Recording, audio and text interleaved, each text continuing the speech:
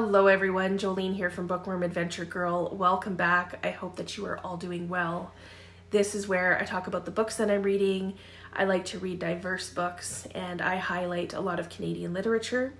If you are new, thank you so much for checking out my channel. Please hit subscribe and stick around. Today I'm going to be doing something a little bit different than usual.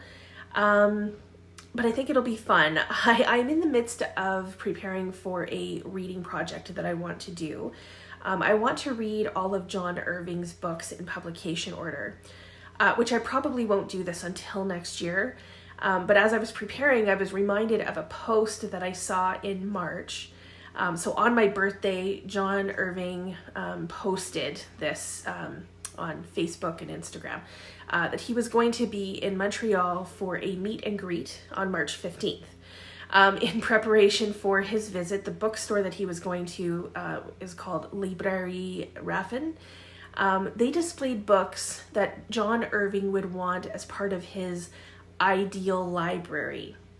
So that got me thinking about what I would like in my ideal library, and I thought it might be fun to take a look at the books that he had and see if there were any books that I've read or that I'd like to read.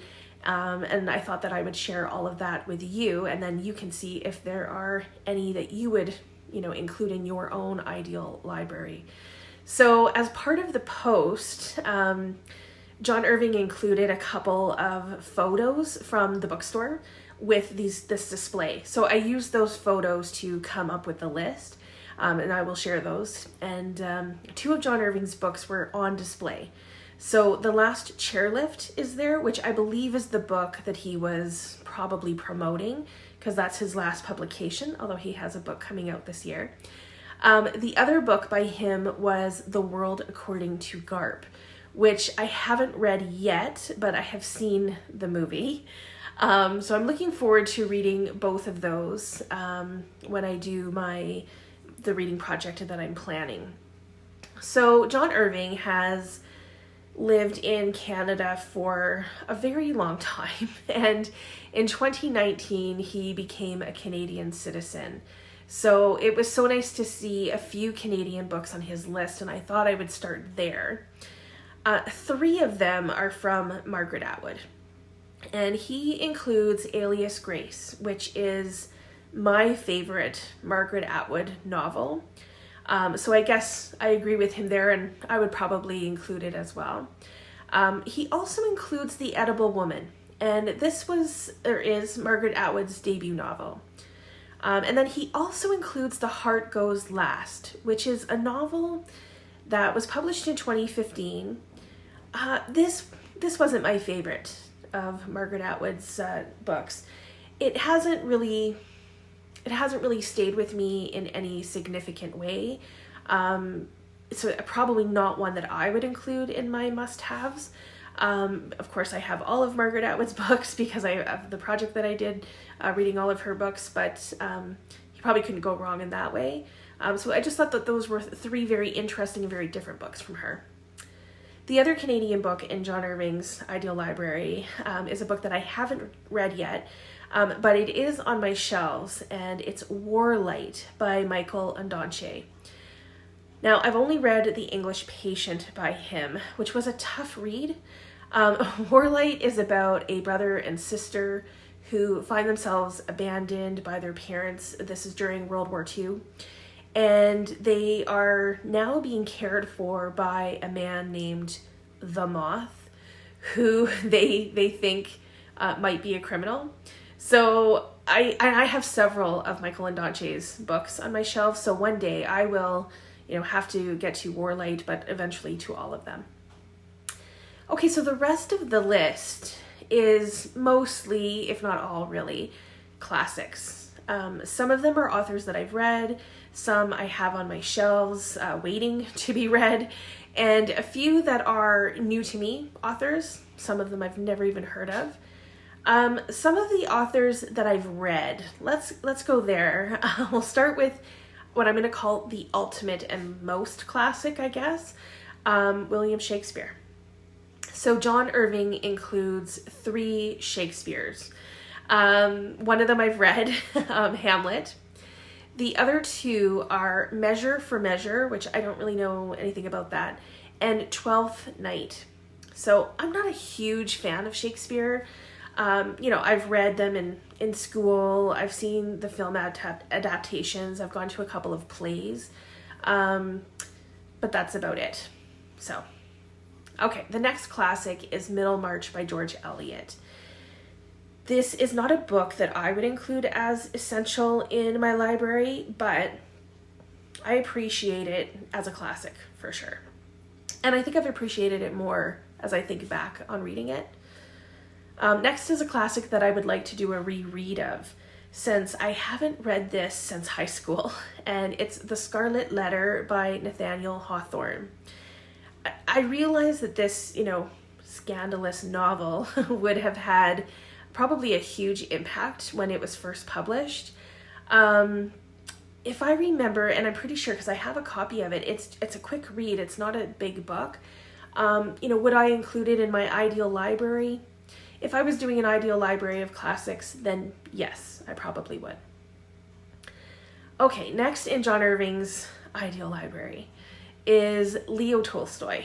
He includes Anna Karenina, which I have read and also want to do a reread just to see what I get out of it now, at this time in my life.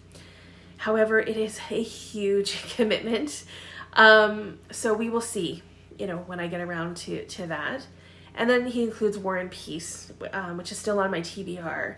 Another huge commitment. And this is one that I've actually attempted once or twice. But like Anna Karenina, I think it needs to be read when I am in the right headspace for it, and when I can give it the time and the attention that it really deserves. Again, these both make perfect sense for an ideal library of classics. So I'll see how I feel after I've read both of them. Next is Great Expectations by Charles Dickens, which I feel like I read a million years ago. I haven't, according to Goodreads, which is interesting. But I think what happened there is that I read this before Goodreads because I am that old. Goodreads didn't exist for most of my life. But I think it just got mixed up that I never put it on there. So maybe again, it's a classic that I need to reread. So John Irving also includes David Copperfield by Charles Dickens, which is one that I'm hoping to read soon with Jack from Spread Bookjoy. So Jack and I read Demon Copperhead by Barbara Kingsolver together.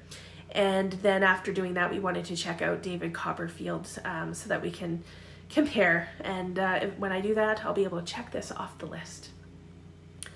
Okay, a more contemporary classic that John Irving included was The Diary of a Young Girl by Anne Frank, which I have read twice, if not 3 times. This is a book that I would definitely include in my ideal library. This is such an important book. Okay, the last book on John Irving's list by an author that I've read is Wuthering Heights by Emily Bronte. I read this, again, quite some time ago, and I've seen, the movie adaptations of it. I probably wouldn't include this myself, but again, it's probably on every classics list, so it does make sense. Okay, there are a few books in John Irving's ideal library that I really want to read. These are the books I want to read the most from the list, and the first one is The Heart's Invisible Furies by John Boyne. I've never read anything by John Boyne yet, but I have a couple of his other books, like The Boy in the Striped Pajamas, which I, still need to read, obviously. So he is an author that's on my radar. Another author on my radar is Jeanette Winterson. The book that John Irving includes is Oranges Are Not the Only Fruit, and that's been on my radar. But I have a couple of her books on my radar, including her memoir, which I think sounds really interesting, and it's called Why Be Happy When You Could Be Normal. And then the last book that I want to read the most from the list is The Magic Mountain by Thomas Mann. So all three of these authors also have like pretty high ratings on Goodreads. I think they're all over 4 stars. So they seem to be favorites, and I don't think I can go wrong. John Irving includes 2 other titles by Thomas Mann. He includes Buddenbrooks, The Decline of a Family, and Death in Venice. Sorry, The Decline of a Family and Death in Venice. So those 2 books. There are a number of books that John Irving included that I have on my shelves waiting to be read. Again, I think they would all fit into the classics category. He has Jane Eyre by Charlotte Bronte. This is pretty high on my, classics to read. I've heard people speak pretty highly of this book, so one day I will get to it. The next 2 books have also been sitting on my shelf for a very long time. Love in the Time of Cholera and 100 Years of Solitude. Of course, these are both by Gabriel Garcia Marquez. I really need to make time to read these because every time I see them, I'm like, I should have read those by now. The next 2 books are both by Fyodor Dostoevsky. John Irving includes Crime and Punishment and the Brothers Karamazov. Again, these have been on my shelf for a very long time. And I've actually even picked up Crime and Punishment a few times. I've even started it, but then I've never really committed to it, so I still need to do that. Next is Moby Dick by Herman Melville. I don't think I have to say much about this book, most of these books, because they're classics. But this is another one that, I will eventually get to. Next is Tess of the D'Urbervilles by Thomas Hardy. I haven't read any Hardy, which is surprising to me. I don't know why. So several of his books are on my radar, and I will eventually read some of his things. Another classic, Madame Bovary, which is the debut novel by Gustave Flaubert. And then the last book that is waiting on my shelves to be read is Giovanni's Room by James Baldwin. I've heard some mixed things about that, but we'll see where I land when I get to it. Okay, this next group of books are new to me authors, and I think they might also still be considered classics. So John Irving includes Germinal by Émile Zola. This is the 13th book in a series, so I thought that it was interesting that he chose the 13th book, but it is also known to be amongst the best French books, and since he was in Montreal, this doesn't seem to, it seems like it fits. It seems like it's fitting that he would pick French books. The same is true for the next book, which is the 23rd in a series. Although when I looked it up, it says that they can be read in any order. And this is Père Goriot, I don't know if I'm saying that correctly, by Honoré de Balzac, another French book. And then next is a Russian book, Fathers and Sons by Ivan Turgenev. And the last of the new to me authors is a German novel called Dog Years by Gunther Grass, which is the 3rd book in a trilogy. So if you know about any of the books that are new to me, or really any of the books, but you think that I'd like them, please let me know. I'm interested in hearing your thoughts about these books. So, okay, there's one book left on John Irving's Ideal Library, and I'm calling it the black sheep of the list. And I don't mean that in a negative way at all. I only say it because to me, it is so different than anything else on the list. It is an author who has several books. I've read, many of them. I haven't read this one, but John Irving includes in his Ideal Library Fairy Tale by Stephen King.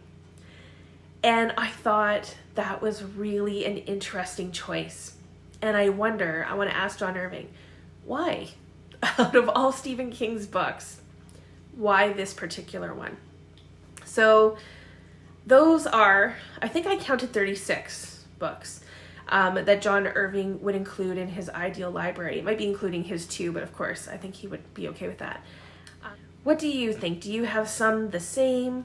What books would you include in your own ideal library? I would love to hear all about it. As always, I look forward to chatting with you in the comments.